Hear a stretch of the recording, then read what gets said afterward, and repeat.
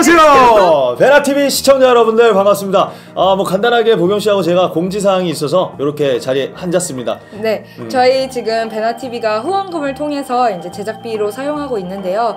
후원금이 들어오긴 하지만 아직은 조금 부족한 상황입니다. 그래서 광고를 좀 끝까지 많이 봐주십사 부탁드리려고 앉았습니다. 광고를 끝까지 보셔야 그게 이제 광고료로 들어오거든요. 그리고 또 이 후원금이 이제 나중에 정기적으로 들어오게 되면 저희가 광고를 줄일 수 있어요. 그러니까 여러분 귀찮더라도 광고 좀 많이 봐주세요. 네.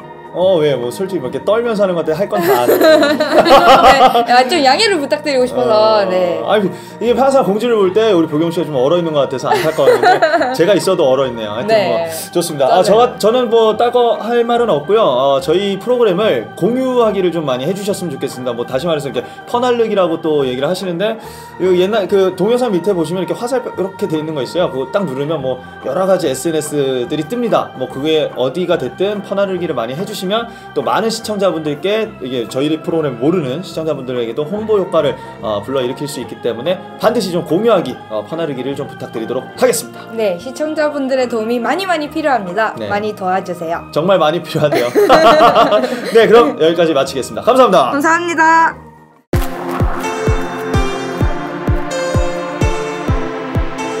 이충근의 국제정치는 안녕하십니까? 네, 안녕하십니까?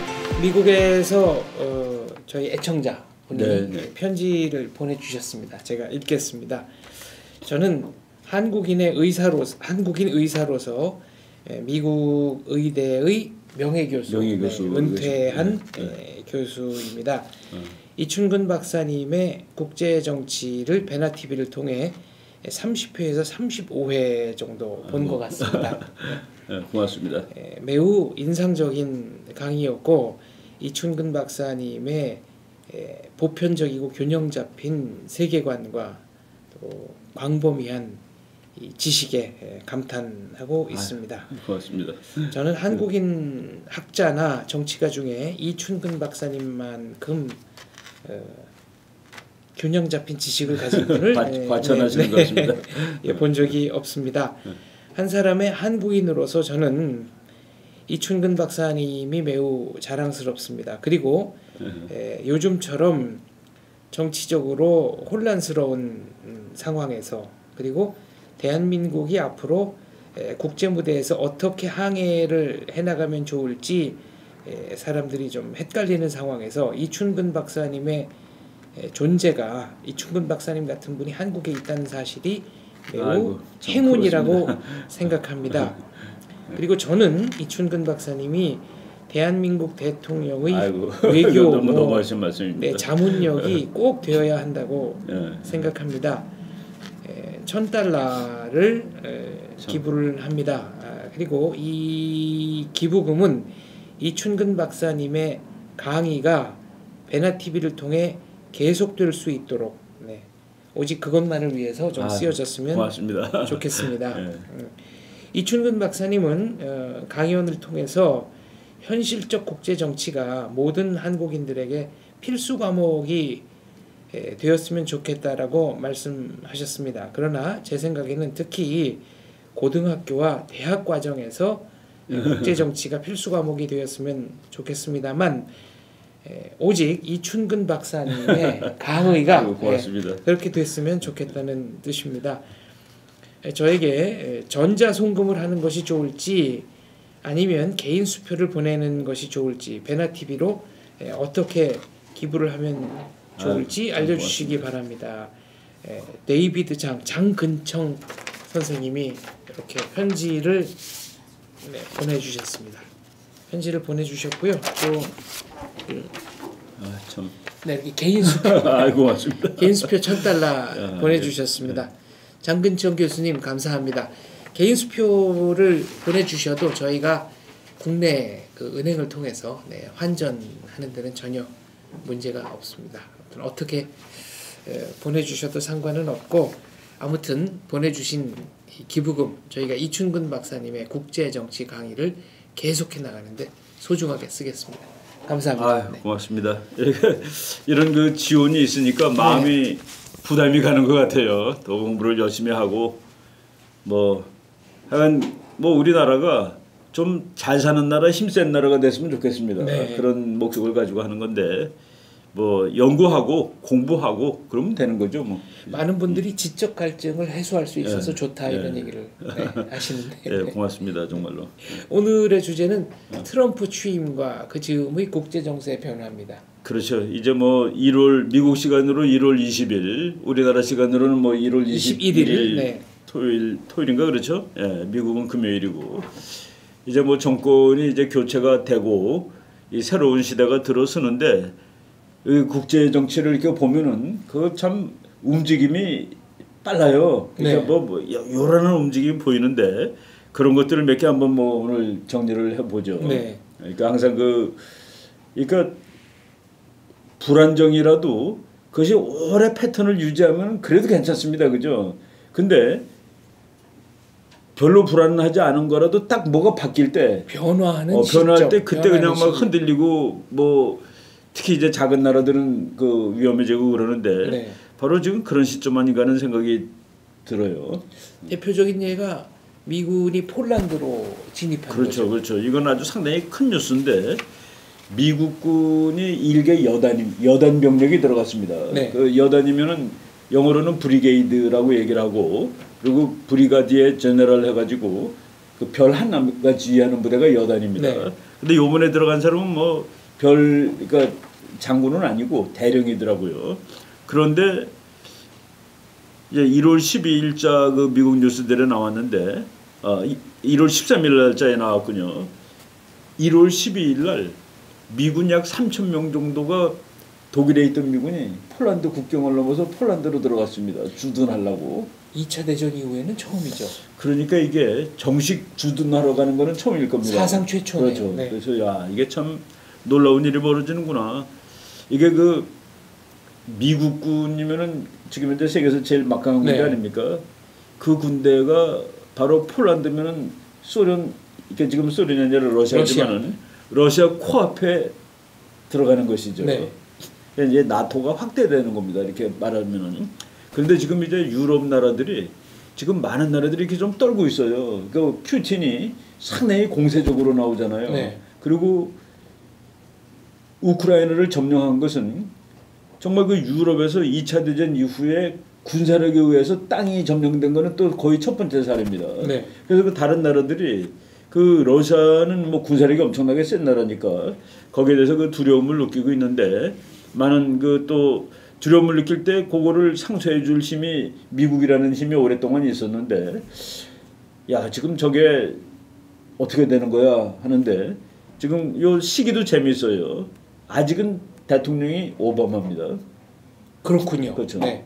오바마인데 불과 뭐 열흘 있으면은 대통령이 바뀌는데 1월 12일 날 딱 일주일 놔두고 그 미군이 거기로 들어가는 뭐 이제 러시아는 무지하게 화가 나 있겠죠. 그렇지만은 다른 나라들은 마음으로 안심이 되는 겁니다. 그 유럽이 안정되는 것이죠. 네. 바로 이런 행동으로 미군이 들어가는데 그 기사들 보면은 그 폴란드 사람들이 미국 깃발 들고 와서 흔들었답니다. 환영을 하는 거네요. 환영하는 거를 조그만 깃발 흔들고 그리고 대령한테는 그냥 기자들이 몰려와서 뭐 하러 왔냐? 그랬더니 그러니까 이제 그러니까 군인들이 하는 기능은 두 개죠. 하나는 전쟁을 막는 거, 억제하는 거. 네. 하나는 싸움을 하는 거. 네. 근데 이 사람이 아주 멋있게 얘기했어요. 나는 전쟁을 막으러 왔다. 디터하러 왔는데 그렇지만 오늘 밤 싸울 준비는 다 돼 있다. 멋진 멋있죠. 그러네요. 나는 네. 전쟁을 막으러 평화를 위해서 왔는데 만약 전쟁을 한다면 나는 오늘 밤 싸울 준비가 다 돼 있다라는 그런 말을 했습니다.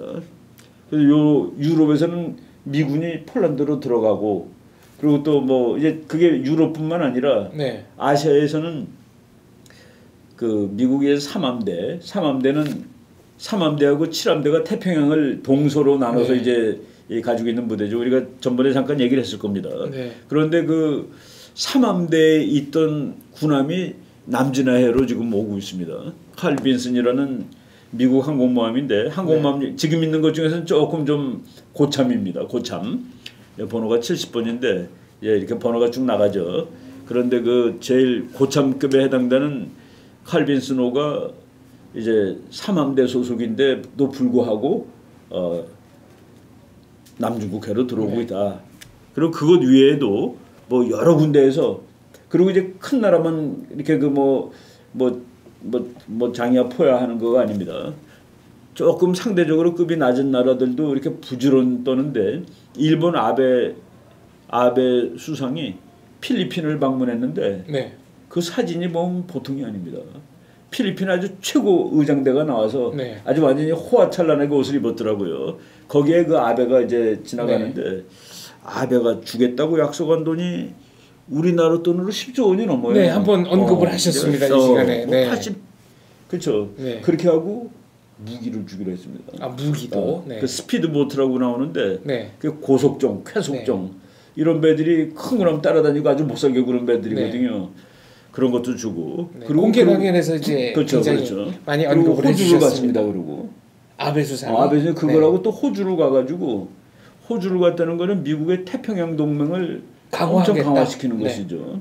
그런 움직임이 있고 근데 이제 또 캐리 장관은 전번에도 언급했지만은 월남을 가고 네. 월남에 또 관리는 네. 또 중국을 가고 지금 막 뭐 아주 이 우리나라만 뭔가 이 긴박한 시기에 그러니까 우리 지금 네. 미국 계시는 선생님께서 이제 네. 했지만은 이 험악한 상황에서 우리가 그 내비게이션 그 파도가 막 높습니다. 네. 이 높은 파도를 딱 밀고 나가야 되는데 지금 한국 상황이 그런 거를 잘 못한다는 데서 무지하게 좀 안타까운 편이죠. 네.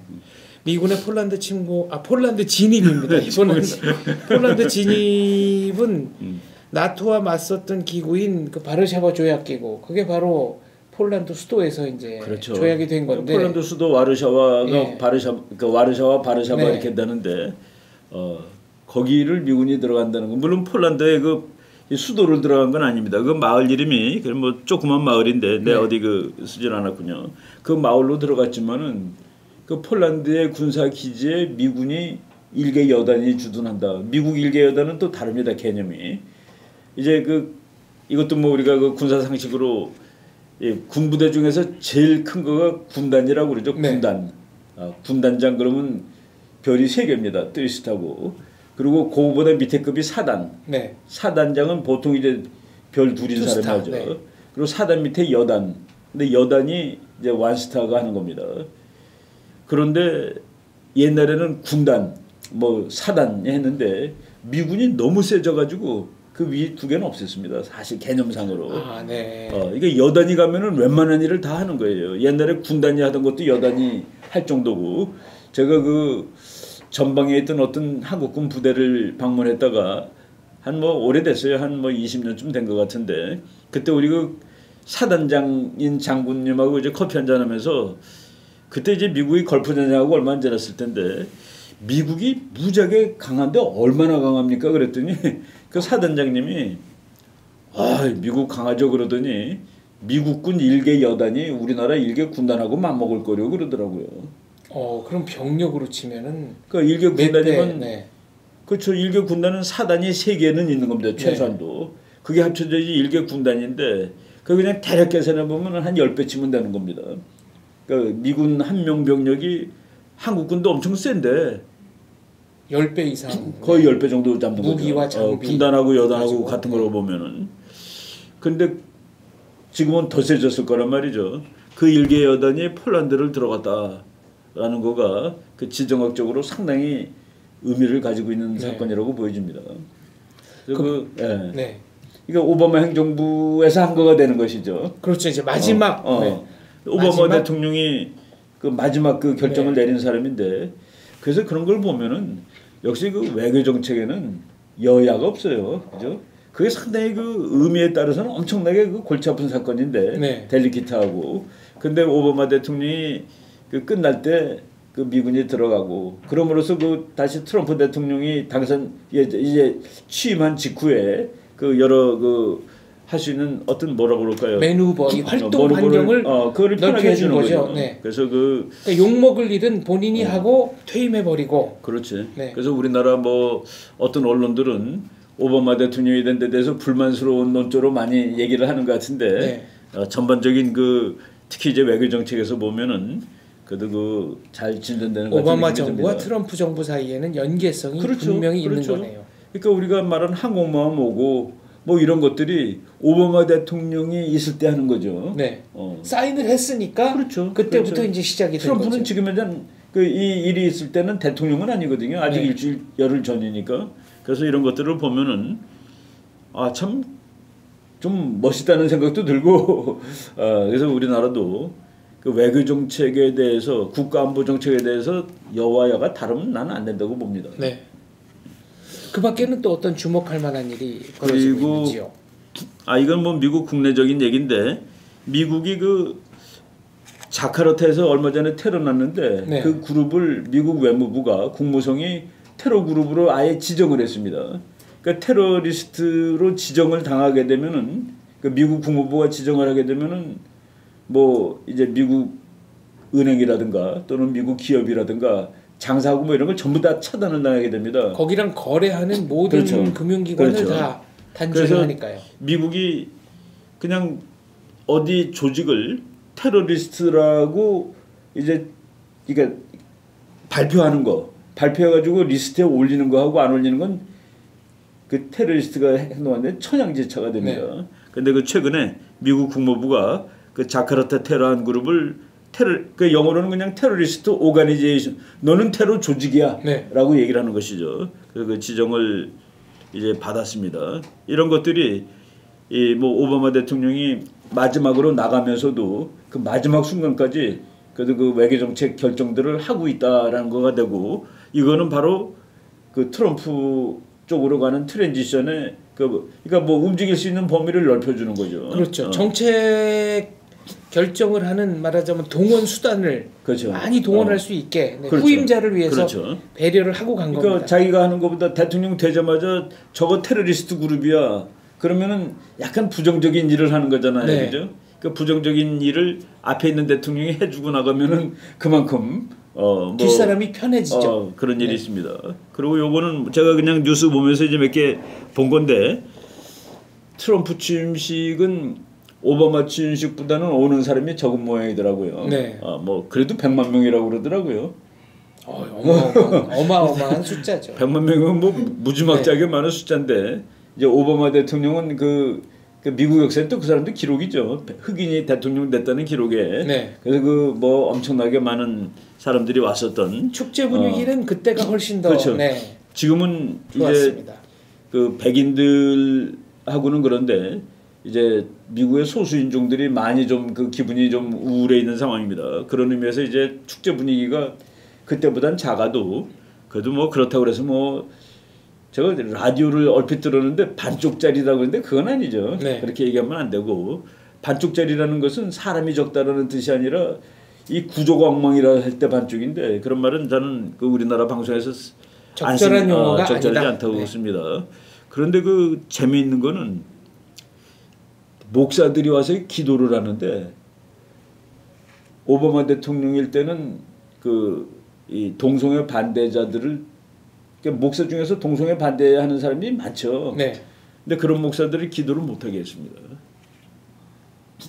오바마 대통령. 훨씬 리버럴한 거네요. 그렇죠. 그러니까 그 어떻게 그 소수자에 대해서 편견을 가지고 있는 사람들은 하지 말라고 그래가지고 동성애 반대 목사들이 못했는데 동성애 반대를 노골적으로 이렇게 말하는 그런 목사들이 이번에는 가서 이제 간 모양이에요. 그래가지고 트럼프 취임식에 좀 그러니까 그리고 기독교를 트럼프가 그렇게 기독교 신자 같은 느낌은 사실은 안 들었는데 네. 그 신앙적으로 근데 레이건 대통령은 뭐 엄청난 그 기독교 신자고 아주 독실한 근데 신자였죠. 레이건 대통령 때 목사님 6명이 기도를 왔답니다. 네. 근데 이번에도 6명이 간대요. 그래서 좀 기독교적으로 그리고 이제 그 빌리 그레함이라고 우리나라에도 자주 왔던 유명한, 목사죠. 네, 유명한 부흥 목사. 부흥 목사인데 그 사람 아들이 이제 필립 그레함이라고 있는데 네.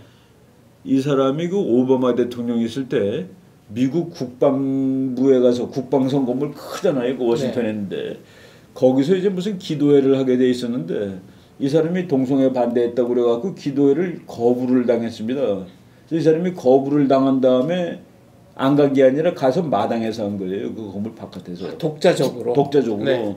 그래서 이제 항의를 한 거죠. 근데 그 사람은 이제 요번에 이 사람이 이제 동성애보다도 이슬람은 악이라고 얘기를 해버린 겁니다. 이슬람 악이라고 얘기를 하니. 그래서 이제 그 뭐 반대하는 사람들이 못 오게 했는데 바깥에서 한 사건이 있었는데 요번에는 그런 사람들을 이제 받아들이는데 이것이 미국에 통합하는 데 도움이 될지 또는 아니면 분열로 가는 분열로 갈지 서곡이 될지 서곡이 될지는 모르겠는데 하나 확실한 건 있습니다.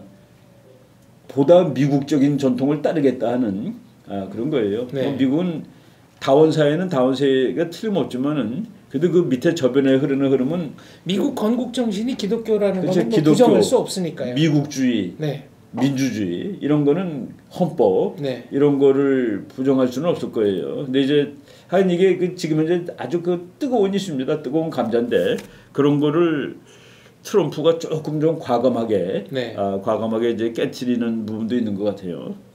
그런 겁니다. 얼마 전에 있었던 취임 전에 있었던 행사입니다만은 뭐 CNN 기자가 질문을 하겠다고 하니까 질문권 못 주겠다. 너는 질문권 하지 말라. 설전을 벌이는 장면도 꽤 화제가 됐습니다. 그런데 그 이제 대통령 취임하기 전에 그 프레스 컨퍼런스잖아요. 그죠? 네. 근데 그거를 가십으로 보도를 하면 안 됩니다. 가십으로 보도를 하면 안 되고 거기서 뭐 대통령이 예를 들어서 너 질문을 안 받아 그런 거 또는 뭐 어떤 가수가 와서 노래하는데 난 취임식은 행사 안 가. 네. 그런 거에 신경 쓰면은 큰 그림을 못 봅니다. 트럼프가 거기서 제일 많이 쓴 단어가 job입니다. job. 네. 일자리. 그 트럼프의 대통령 취임 이전에 기자회견에 한 키워드는 직업. 신단어는 직업. 네. 직업이라고 봐야지. 뭐 누가 안 가기로 했다. 뭐 질문을 못 받았다 이런 건 아니에요. 뭐든지 다 직업입니다. 그래가지고 포드 자동차가 뭐 멕시코에다가 공장 지으려다가 안 짓고 그냥 미국에 놔기로 했고 뭐 우리가 뭐 이미 얘기했지만 그런 회사들이 많잖아요. 캐리어도 그렇고 네. 캐리어 에어컨이 갈래다 안 갔고 그리고 중국의 그 마윈 알리바바라는 그 큰 네. 회사의 그 마윈 사장이 가서 미국에도 공장 짓겠다. 그래갖고 미국에 100만 명의 일자리를 만들어주겠다. 뭐 100만 명이 얼마나 큰 겁니까, 그죠? 그게 될지 안 될지는 모르지만은 일단 많은 그 세계 국가가 아마 우리나라도 지금 미국에도 공장 앞으로 재될 겁니다. 네. 그리고 뭐 중국의 재벌까지 가서 미국에도 공장 짓겠다고 그럴 정도로. 근데 이제 어떤 그 기업 하시는 분이 그런 말을 하더라고요. 자기는 지금 미국이 이게 전반적으로 봤을 때 이것이 자유주의 원칙에 맞냐 틀리냐를 떠나서 당장은 미국 사람들이 좋아한다는 거예요. 그러니까 이자율을 높이니까 돈 많이 가진 부자들 좋아하고 네. 그리고 직업을 가져온다니까 서민들 좋아하고 그러니까 서민의 노동자들이죠. 네. 그리고 지금 트럼프 대통령이 이제 되면은 본격적으로 이제 할 일이 인프라 구축하는 겁니다. 네. 미국 인프라가 세계에서 1등인데 지금 왜 그게 문제가 생겼냐? 오래돼서요. 오래돼서. 답이 아주 간단합니다. 그러니까 100년 전에 지은 건물이 지금 지은 건물보다 폼이 안 나는 거죠. 당연히. 그렇죠. 근데 그거를 그러니까 중국 가보니까 건물이 너무 좋고 인천공항이 케네디 공항보다 더 좋고 네. 그래서 미국은 망한다라고 얘기하면 안 되는 거죠. 케네디 공항은 벌써 지은 지가 뭐 5, 60년이 된 거고 그렇죠. 네. 인천공항은 지은 지 10년밖에 안 된 거고 그런데 다시 그런 것들을 전부 인프라를 다시 이제 재구축을 하는데 그거 하게 되면 뭡니까 이제 건설 경기가 일어나죠. 네. 그래서 미국 보통 사람들, 미국 노동자들 그리고 미국의 뭐 돈 있는 사람들이 일단은 다 좋아하는 상황이다는 그런 얘기입니다. 근데 이거가 이제 그냥 가는 건 아니죠. 자유무역 원칙에 의하면은 그래도 자동차 더 퀄리티가 좋은 거 싸게 사는 게 좋은데 그러려면 미국보다는 멕시코가 더 나을 수도 있죠.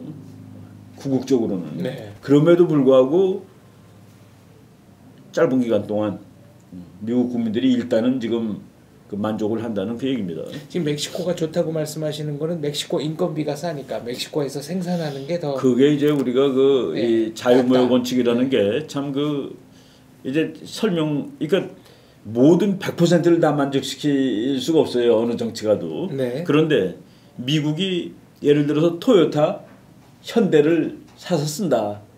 그러면 미국의 그 자동차 만드는 사람들은 참 뭐 쫓겨나잖아요. 그렇죠. 공장에서. 네.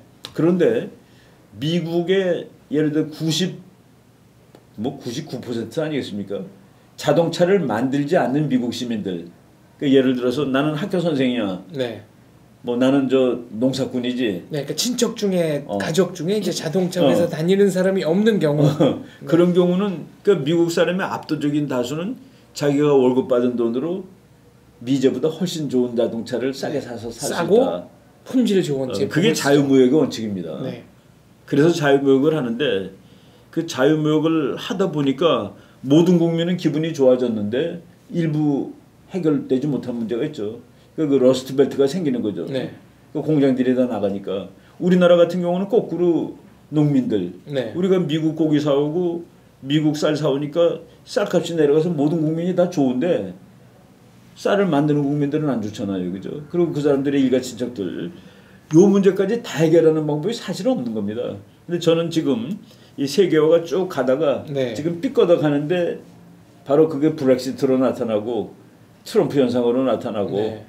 뭐 아마 프랑스도 혹시 그 뭐 또 우파 정권 생겨가지고 나갈는지도 모르죠. 네, 큰 나라는 아닙니다만 아일랜드도 지금 그렇죠, 그렇죠. 바로 이제 탈퇴하겠다. 그 세계화가 쭉 네. 진행되는 과정에 거기서 아직까지 해결 못하던 문제가 지금 막 터지고 있는 겁니다. 네. 근데 이제 그거를 궁극적으로는 100%를 만족시키지 못할 때는 뭐 더 많은 수를 그게 민주주의 다수결이죠 사실은. 최대 다수의 최대 행복. 네. 근데 뭐 경제 문제를 그렇게만 할 수는 없는 거지만은 그럼에도 불구하고 저는 이제 세계화는 앞으로도 계속 가리라고 네. 봅니다. 그리고 그 자유주의 원칙이 더 맞고. 잠깐 이제 구조 조정기. 그렇죠. 네. 근데 지금 라는 말씀이신데요. 지금은 그 순수 자유무역이 아니라 그러니까 잠깐 내셔널리즘이 이제 다시 나타나는 겁니다. 네. 그 내셔널리즘적인 요소들이 미국에서도 보여지고 세계 많은 나라에서 보여지고 있는 것이죠. 그런 점에서 이제 당분간의 구조 조정기를 거쳐서 세계화가 진행이 될 텐데 그렇죠. 그동안 이제 어떤 일이 벌어질까가 거기 중요한 우리나라가 지금 그 최대 관심을 가져야 되는 거는 미국과 중국의 경제 갈등입니다. 네. 그 미국과 중국이 경제적으로 갈등을 벌이게 되면은 우리나라가 이제 좀 어려워져요. 왜냐면은 우리가 중국한테 그 수출 비율이 아주 높거든요. 네. 근데 미국하고 중국하고 무역 경쟁이 생기면은 중국이 미국한테 물건 팔기가 나빠지는데 그것은 곧 중국이 우리 물건을 안 사가는 거하고 연결이 되는 겁니다. 지금 중국은 한국이 일본과 미국에 수출하는 것보다 그 합친 것보다 중국에 수출하는 게 더 많고 그렇죠, 그렇죠. 수입하는 것도 미국과 일본을 합친 것보다 중국 한 나라에서 수입하는 양이 더 많습니다. 우리나라가 그렇습니까? 저는 그러니까 수출은 그런데 수출은 그런데 수입은 제가 우리가 다시 봐야 일본이 더 돼요. 많을 네. 겁니다. 그러니까 우리가 일본에서 기계 사고 그러니까 정정하겠습니다. 수출만. 네. 수출은 네. 우리가 중국에 수출하는 걸 100이라 치면은 미국에 수출하는 게 한 40밖에 안 됩니다. 그러니까 네. 2배가 넘어요. 그런데 이제 그거는 그 액수만 가지고는 정확하게 볼 수 없는 거가 우리의 완제품이 아니라 반제품을 중국에 사서 완제품을 만들어서 미국으로 팔기 때문에 그러니까 우리가 미국으로 완제품을 못 파는 거를 중국에 파는 겁니다. 그래서 중국이 훨씬 비중이 커지는 것이죠. 네. 그러니까 우리 물건이 보니까 껍데기는 다 한국 거고 근데 속 부품도 우리 건데 메이드 인 차이나로 돼 갖고 미국으로 가 있는 게 많습니다. 그래서 그런 것까지 다 치면은 미국 시장이 결코 중국보다 중요하지 않은 것은 아닌데 제가 그 최근에 트럼프 현상을 얘기하고 이런 걸 얘기했더니 어떤 분이 그러면은 중국이 우리 물건을 안 사가면 우리는 어떻게 대응을 해야 되느냐고 얘기를 하더라고요. 네. 그래서 제가 대응하는 방법이 분명히 있어요. 어떻게 대응하냐면은 만약 정말 거기까지 간다고 가정을 하면은 미국이 중국 상품한테 너는 그 관세 보복을 한다든가 관세 보복을 했어요. 그러니까 이 무역 반칙을 불공정 네. 거래를 했기 때문에 그래서 처벌을 해서 트럼프 말대로 45%를 붙이겠다. 그러면은 중국의 100원짜리 물건이 미국의 145원이 되잖아요. 그 우리가 그거보다 싸게 만들어서 미국으로 보낼 수 있는 방법을 개발하면 됩니다. 네. 그러니까 우리 거가 140원이다. 그러면 중국이 고생하는 동안에 우리가 중국으로 파는 게 아니라 우리가 만들어서 보낼 수 있는 방법, 뭐 로봇으로 활용한다든지 뭐 이노베이션을 하면 되는 네. 것이죠. 그러면은 퀄리티가 좋은데 중국 보고보다 값이 싸면은 미국이 바로 그 방법을 강구하는 것이죠. 그냥 큰일 났다라고 그 떨고 있을 거가 아니라 쉽게 그냥 좀 거칠게 말씀드리자면은 중국이 우리로부터 사가는 물품의 그러니까 비용 기준, 네네. 가격 기준 70% 정도는 다시 미국이 완제품으로 사가는 거다. 이런 그 말씀이시죠? 얘기를 시간은 좀 됐습니다. 2000년대 한 2007년 8년 그 무렵 얘기인데 네. 한 10년 됐죠. 제가 그 이화여대에서 그 무슨 세미나를 하는데 서울 그 미국 주한 미국 상공회의소 소장이 암참. 네. 암참의 소장이 한국이 중국에 파는 물건 100원 중에 70 내지 80원의 종점이 미국이다라고 주장을 했습니다. 그러면서 거기 있는 교수들한테 당신들 그거 다 아느냐라고 물어보는데 네. 그건 맞는 얘기입니다. 그러니까 최종 구매자는 중국이 아니라 미국이다 미국이죠. 이런 얘기네요. 그러니까 이제 미국 가서 보니까 분명히 우리 상표예요. 네. 근데 그걸 우리가 미국에 직접 수출한 게 아닙니다. 중국에 수출한 거를 중국이 조립해서 미국에 네. 판 거예요. 그래서 우리가 그걸 미국에 판 거로 잡히질 않는 거다 이겁니다. 그런 경우는. 그래서 미국 엠참 회장 얘기로 결국 우리가 사주니까 너희가 중국에 수출할 수 있는 거 아니냐. 그러니까 중국이 우리의 완성품을 사기보다도 그러니까 그 완성품이 되기 전에 근데 그걸 우리가 이제 기술을 개발해 가지고 그 일본이 요새 그 일본 컴퓨터 같은 거 보면은 네. 다 메이드 인 재팬으로 나옵니다. 그 제가 물어봤어요. 무슨 수로 그 일본의 노동력하고 중국의 노동력이 값이 다른데 이거를 컴퓨터 공장을 일본으로 갖고 면 어떡하냐 그랬더니 로봇가 만드니까 된대요. 생산비를 줄일 수 있는 거군요. 생산비 줄이고 로봇가 만드니까 실수할 확률도 별로 없고 그러니까 그 엄청난 그 이노베이션을 한 것이죠. 네. 그런 얘기를 들었습니다. 대한민국의 역사는 곧 위기를 발전의 계기로 삼아서 그렇죠. 기회로 삼아서 그렇죠. 네, 도약을 해온 역사라고 할 수 있습니다. 트럼프 취임 이후에 여러 가지 변화의 조짐이 감지가 됩니다만 변화는 곧 기회다라는 생각으로 응전한다면 대한민국의 미래 그렇게 어둡지만은 않다고 말씀드릴 수 있겠습니다. 국제정치 오늘은 여기까지 하겠습니다. 네. 감사합니다. 베나TV 시청자 여러분 안녕하십니까? 베나TV는 정부기관 및 관련 단체의 후원을 받지 않습니다. 이유는 후원금을 받으면 후원기관이 출연 요청, 주제 선정 등 여러 종류의 청탁을 하기 때문입니다. 누군가가 베나TV의 제작에 관여한다면 이는 배우고 나누자는 저희의 취지를 침해하는 것이라 생각합니다. 그래서 베나TV는 정부기관 및 관련 단체의 후원을 받지 않습니다.